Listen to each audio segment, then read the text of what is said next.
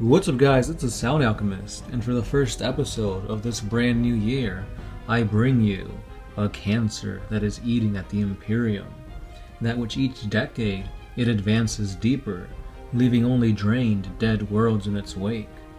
This horror, this abomination has thought and purpose, which functions on an unimaginable galactic scale, and all we can do to try and stop the swarm of bioengineered monsters is to only delay the inevitable. That's right guys, I am talking about the Tyranid race. And on this 40 Facts episode, I will give you the lore behind 3 of the notable Tyranid characters found in their codex. So without further ado, let's dive into this tyrannic lore. We begin with the unique Tyranid bioform known as the Parasite of Mortrex. This parasite is the result of a Norn Queen's genetic experiments and tests to enhance its broods. Named after the most disturbing ability in the planet where it was first encountered, the Parasite of Mortrex is a bat-winged Tyranid creature, evolved from Tyranid warrior stock. Next to its multiple clawed appendages and fanged maw, the Parasite of Mortrex has a barbed-tipped tail with a hollow tube, similar to a snake's fang, that is capable of implanting its still-living victims with Ripper parasite embryos. Within hours, or even after a duration as short as a few heartbeats, the Ripper parasites mature and will devour the unwilling host from the inside out to fuel their accelerated growth. The Imperial Fortress world of Mortrex was one of the most heavily defended planets in the Ultima Segmentum, a world where fortifications sprouted from every mountainside and bastions punctured the landscape. For days, when High Freak Kraken attacked, this formidable defense held back the vicious hordes. However, during the 10th day of the invasion, the Imperial Guard defending Mortrex encountered a winged bioform that they had never seen before. Without warning, the monster dove towards the human entrapments, stabbing at the Imperial Guardsmen with lightning-quick strikes of its tail. The creature's victims were thus impregnated with Ripper parasites, many of which ate the Guardsmen from the inside out. The few survivors told of the new Tyranid threat, that it was a horrifying creature that implants organisms into still living prey. They called this creature the Parasite, and all they knew was that to face it was to risk the most horrific death imaginable. 2 weeks later, the planet of Mortrex was overrun by vast ravenous tides of Ripper swarms. All that remained was a single transmission that warned of this parasite. Fortunately for the Imperium of Man, it has not been sighted since the Battle of Mortrex. Like other Tyranid experimental bioforms such as the Red Terror or the Doom of Malan'tai, it remains to be seen whether that the High Fleet's Norn Queen will judge the bioform successful enough to warrant its genetic maturation and ultimate full production, or it will remain an ultimately unfruitful genetic testbed, never to be produced again. Now let's jump into the lore on the Red Terror. The Red Terror was particularly deadly Tyranid Ravener strain that was a part of High Fleet Kraken's invasion of the galaxy. Fortunately, this particularly vicious predator was encountered only once by the Imperium as it preyed upon the defenders of the Imperial mining world of Devian Primus, located on the eastern fringe, over a period of over 20 days. At first, this beast tore into a starport compound to get to the Imperial defenders inside. Once in there, it killed 24 men before being driven away. Each time it returned, it slaughtered more humans before retreating back into the mining tunnel that it had emerged from.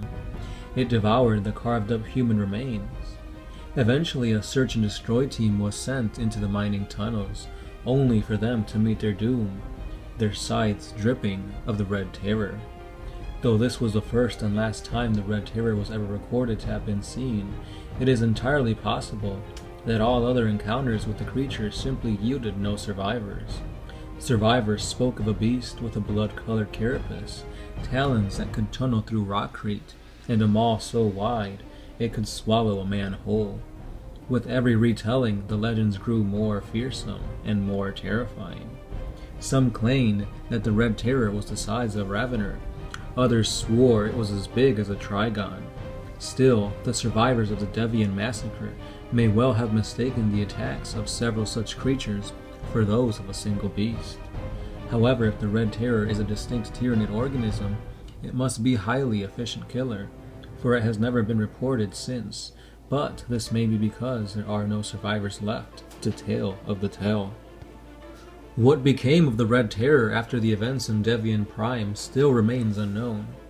However, one giant warship fleeing from Devian with its cargo of refugees arrived at the world of Audrey's Hope, ominously dark and silent. No communication was forthcoming from the vessel, but it did make an automated landing far from the habitation.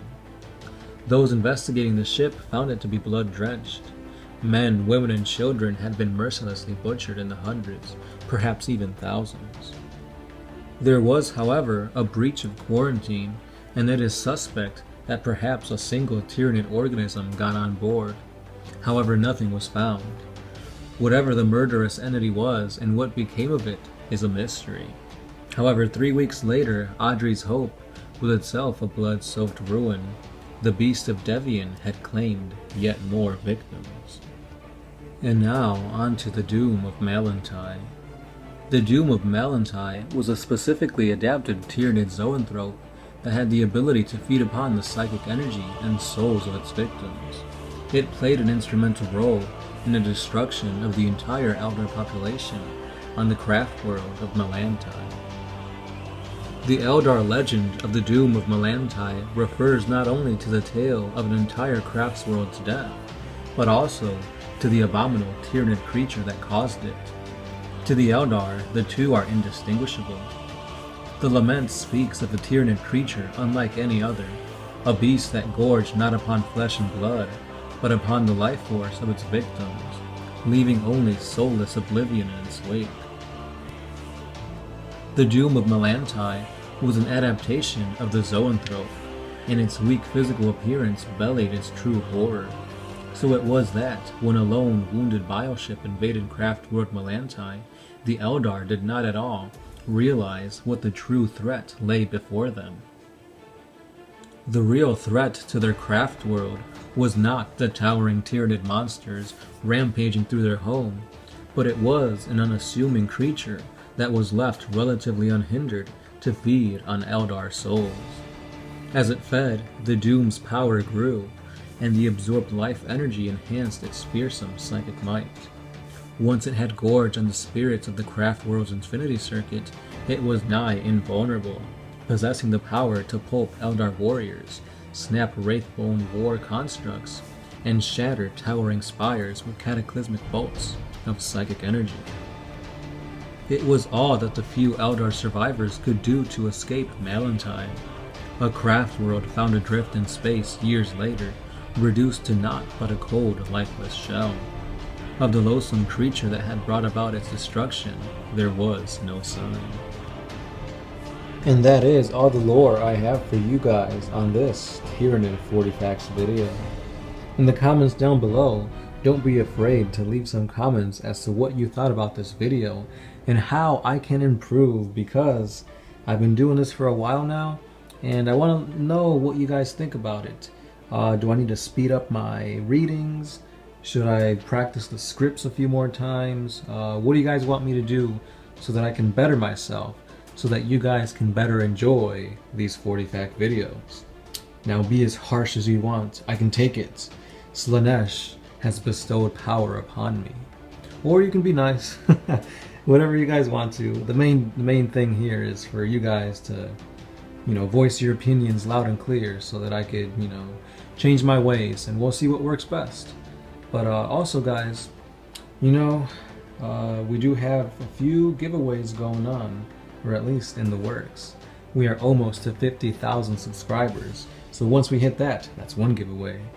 We do have the art contest going on, so at the end of this month, all the submissions, all the submissions that we do get will be put in a video, and you guys choose the winner, so that's another giveaway. And then we got another secret giveaway that may be only specific to our Facebook subscribers. So hurry on to Facebook and like our page so that you guys can also get in on a third giveaway.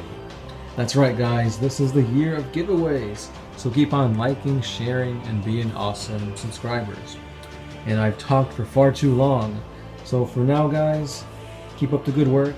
I am the Sound Alchemist, part of One Mind Syndicate, and I am signing out.